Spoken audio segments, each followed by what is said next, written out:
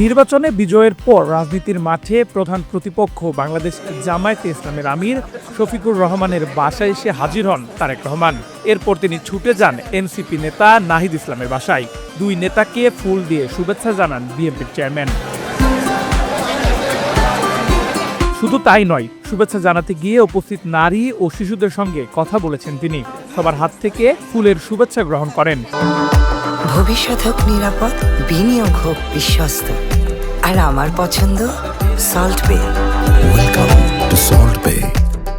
অনেকের সেলফি তোলার আবদার মেটান দেশের সম্ভাব্য এই প্রধানমন্ত্রী। এসব কিছুর মধ্য দিয়ে রাজনীতির অঙ্গনে নতুন বার্তা দিলেন বিএনপির চেয়ারম্যান তারেক রহমান। ভোটের পর তার এই সৌজন্যতাকে সবাই ইতিবাচক দৃষ্টিতে দেখছেন। সেই সঙ্গে উন্নত দেশের ইতিবাচক রাজনৈতিক সংস্কৃতি চর্চা যাত্রা হিসেবেই এই ঘটনাকে দেখার চেষ্টা করছেন অনেকে। রবিবার সন্ধ্যা 7:10 রাজধানীর বসুন্ধরা আবাসিক এলাকায় জামায়াতের আমিরের বাসভবনে প্রবেশ করেন বিএনপির চেয়ারম্যান তারেক রহমান। গত 12 ফেব্রুয়ারি ত্রয়োদশ জাতীয় সংসদ নির্বাচনে বড় জয় পাওয়ার পর এটি প্রথম তার উচ্চ পর্যায়ের রাজনৈতিক সৌজন্য সাক্ষাৎগুলোর একটি।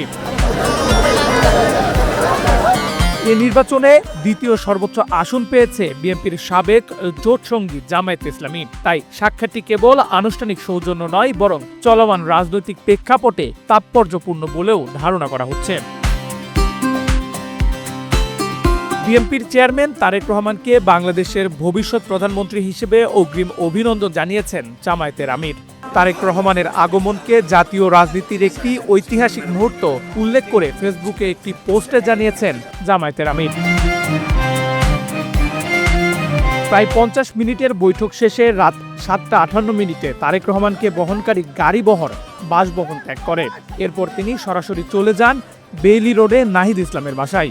সেখানে এনসিপির শীর্ষ নেতারা উপস্থিত ছিলেন।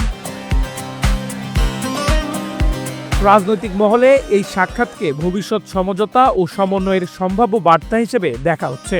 এখন দেখার বিষয় এই সৌজন্য সাক্ষাৎ আগামী দিনের রাজনীতিতে কতটা প্রভাব ফেলে। নেহাল আহমেদ প্রান্ত, বাংলাদেশ প্রতিদিন।